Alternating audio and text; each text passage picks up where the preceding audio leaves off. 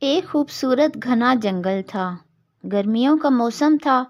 جنگل میں گرمی بہت زیادہ تھی۔ سورج آگ برسا رہا تھا اور سب جانور پیاس سے نڈھال تھے۔ ایسے میں بندر میاں کو ایک زبردست خیال آیا۔ بھائیو، کیوں نہ آئس کریم کا بندوبست کریں؟ بندر نے اعلان کیا۔ سب جانور خوش ہو گئے۔ ہاتھی، لومڑی، ہرن اور خرگوش سب نے تالیاں بجائیں۔ لیکن سوال یہ تھا کہ آئس کریم کہاں سے آئے گی؟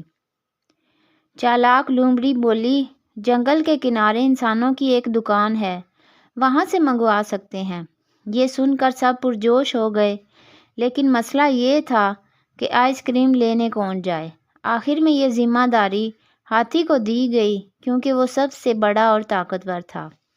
ہاتھی نے ٹھنڈی میٹھی آئس کریم لانے کا وعدہ کیا اور دکان کی طرف چل دیا۔ راستے میں اس نے سوچا، اتنی گرمی میں اگر میں ایک آئس کریم کھا لوں تو کیا حرج ہے؟ یہ سوچ کر اس نے ایک کپ آئس کریم چکھ لی۔ ارے واہ، مزہ تو بہت ہے، بس ایک اور کھا لیتا ہوں۔ ہاتھی نے دوسری آئس کریم بھی کھا لی۔ اب اس کا دل نہ بھرا۔ وہ اتنی گرمی میں تھکا ہوا تھا تو اس نے سوچا کہ تھوڑی اور کھا لے۔ دیکھتے ہی دیکھتے ہاتھی نے ساری آئس کریم خود ہی کھا لی۔ جب وہ خالی ہاتھ جنگل واپس پہنچا تو سب جانور حیران ہو گئے۔ آئس کریم کہاں ہے؟ بندر نے پوچھا۔ ہاتھی نے شرمندہ ہو کر کہا، وہ راستے میں گرمی بہت تھی اور تم نے ساری آئس کریم خود کھا لی۔ لومڑی چیخ پڑی۔ ہاتھی نے سر جھکا لیا۔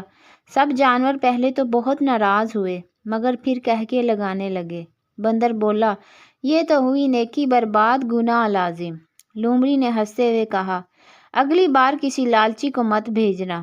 سب جانوروں نے فیصلہ کیا کہ آئندہ آئس کریم لینے سب مل کر جائیں گے تاکہ کوئی اکیلا نہ کھائے۔